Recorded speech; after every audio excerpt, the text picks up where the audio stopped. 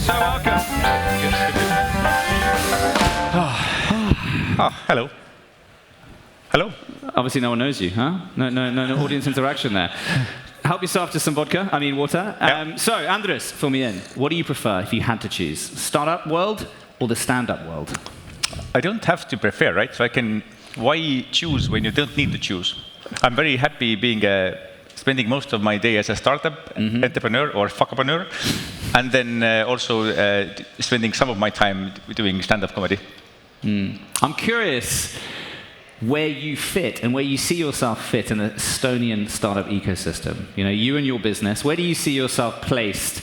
We've had the Timus, we've had the Hedis, Catchets. Where do you see yourself placed in the ecosystem? What's your contribution? As a company or as a founder? As both.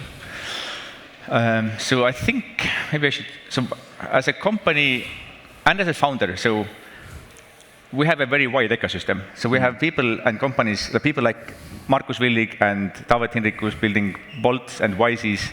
They're clearly building big companies, making billions, building cultures. And then on the other extreme, there are people with startup ideas, people who maybe, but even who can't build a prototype or even can't get into the Ajujaht TV show. And then I think myself and Outfunnel, like we've also, like we're serving more than 1,000 paying customers. We have a small team. We've raised 2.1 million, but we're not on one or the other extreme. Somewhere in the middle. Yeah. So does that mean that we are an average startup and I'm an average entrepreneur? No. I'd like to say that I'm median, but so of the people who are entrepreneurs who are less successful, so of the unsuccessful startup entrepreneurs, I am the most successful. Or the other way to look at it is I'm part of the successful entrepreneurs, but I'm the least successful of the successful entrepreneurs. I think that's where I fit in. And that's where Outfunnel fits in. We are the most successful, unsuccessful startup in Estonia. Does anyone else feel like the least successful startup or the most successful, unsuccessful startup? I certainly feel that way about my life. Good old raise from 2p there, my friend. Thank you for being here. Startup comedy is an interesting narrative because I'm curious in our game, we often take ourselves too seriously, right? That's why I wrote a book called The Startup Buzzword Dictionary, which is cartoon illustrated, right? And it's a humor angle at our game. There's a serious but not serious angle. You being a comedian, but also having this serious business role, you know, I think the overlap for you is the most boring marketing tool on the planet is a slogan you've had, right? Yeah. Yep. That was the slogan that you went to market with. We are the most boring marketing tool on the market. Yeah. So yeah, I mean, what we do, we connect sales and marketing data, which is really useful and helpful, but only if you're a marketer. And even if you're a marketer, it's actually not very exciting. So we thought, let's turn this weakness into a strength. So we started, we had our headline on the website that we are the most boring marketing tool on the planet. We've tested it, and people either loved it or hated it. So we thought, okay, it's good. It splits opinions. Let's go with it. And we used it for 6 months, I think, and learned that while it splits opinions, it split the opinions in a wrong kind of way. So people who loved it were usually not in our target audience. And people who hated it or found it confusing were the people we wanted to speak to, our prospective customers. So then we had to go with something more product-focused and not as witty and clever. How does humor play a role in the Estonian culture? We have to have it, right? Otherwise, we wouldn't survive in this climate. You have to have a good amount of humor and attitude, humorous attitude. Otherwise, you wouldn't survive in this climate. The reason I ask is because we've seen so many businesses in the tech world over the last 3 decades using humor as their secret sauce. You know, Apple 1984 commercial. Remember this? Smashing the hammer through the screen. We've seen this. I interviewed a startup founder the other day on my podcast, Better Heroes with Ernst & Young. Check it out. Who's the founder of ThankYou.co, Australian guy based in Melbourne. They make sustainable bath products, wash products, etc., right? Sustainable packaging, sustainable production.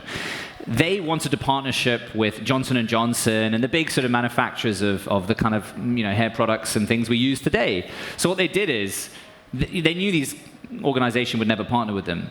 So they did a public offering. They drove a bus down to their office full of all the plastic that they've saved from not using these types of products, etc. Parked it in front of the offices there, locked it, and just left it. Mm-hmm. Right? And it created this whole media buzz where now Johnson & Johnson or whoever it was had to sort of answer to that. Bit of humor, bit of charisma. Yep. You've tried that. Do you have any tips to find the funny in your organization? Like, how do we find something funny to market in our product? Is it the world of comedy? I've heard it's either something weird in a normal world or something normal in a weird world. I think there's no recipe. Like, there's no recipe for creating good jokes or good humor. There's no. It's an art, and it's more art than a science. But I think just to keep looking if it's relevant, and not everybody should use humor in the startup. I think if you're selling insurance, maybe you want to stay away from humor. Mm. But if you like humor, and if your target audience likes humor, then just it's there to be sought. Just keep looking. Your journey so far. How many years are you into it? How many years have I done? This current business that you're with. We're in year 5. You're 5 now? Yeah. Tell us how you met your co-founder. By the way, shout out to Markus, who's over there. There he is, my friend. Give us a wave. There we go. Give him a round of applause. Give him a round of applause. So we met at the co-working space, Lift99. And our desks were opposite of each other. And I have pretty long legs. Markus has pretty long legs. We kept on working, and then our feet would touch, like, uncomfortably regularly. So we got chatting, and then we started having lunches, and then one thing led to another. We didn't kiss. But they have 3 children who are here tonight. So it didn't end romantically, but found a co-founder from Lift99. And the business so far, it's been going for so many years now. Where are you in that journey at the moment with Outfunnel? At the moment, in a better place than last year. So last year was turbulent. I think many startups found didn't see the best days last year. We also, I think, had to learn many things the hard way. So this year is looking slightly better. And then we're going to make money for the first time in June. So we had to make a. So no way! That's incredible. So. That doesn't happen in our game, does it? That doesn't happen. Cash flow, positive. So we had to, but it's a choice we had to make. So we either could raise more money, or we were also we could see profitability within reach, and we thought that let's try being profitable. So we're going to dip into profitability in June, which is next week. So next week is going to be a profitable company. Amazing. And then let's see where we get from there. Fantastic. Exciting to hear. The journey you've been on so far, biggest highlight? Biggest highlight. Apart from co-founding your dream gal or guy. No, I think everything. I was chatting with a friend on Saturday, and then she says that it's fine to do. He would rather prefer doing boring things with good people than doing interesting things with boring people. And I think that's really. There's no single high. Like, if you find a good team, if you find a good nucleus of a team, then everything else becomes we have ups, we have downs, everything will pass. But I think it's good to have fun along the way, and I think it's really the team that either enables having fun or not. I feel like that's an interesting narrative to apply to anything. It's better to be on a bad show than not a show at all. There's elements of that. It's better to have no, but this is a great band, so we're good. But you could apply that rule to anything, right? Any problem. Well, it's better to have some traction than no traction, Yes, it's one customer every year, but that's the humor coming through, I feel. What's that? That's the humor coming through. Sort of that kind of, having a humorous approach, and that's something I'm a strong believer in, is bringing the infotainment, the informative and entertaining content from my world. But for you, in your startup journey, I do feel that many founders tend to take everything too seriously. You shouldn't not take the serious things seriously, but adding a bit of humor and a bit of, nobody died, right, to sort of the startup journey. We call things deadlines, but no one's ever died.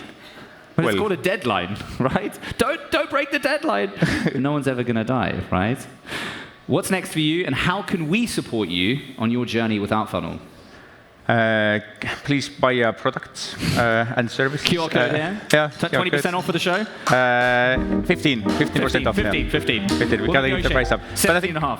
But I think that, one thing that happened at Outfunnel was that we were 3 co-founders, and now we're 2.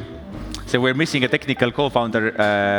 So we're getting along well without the technical co-founder, but it would be nice to have some co-founder energy in the house. So one thing we've been looking at is maybe we should be lucky and finding somebody who's a late technical co-founder. So if you're in the audience somewhere here, please come talk to us. Who wants to be the next co-founder of Outfunnel? Raise your hands. First person to raise their hand gets it. Mate, you need to work on the marketing. No one's in. Give it up for our friend, Andrus Purde! Thank you. Andrus, my friend. Thank you. Aita. Thank you.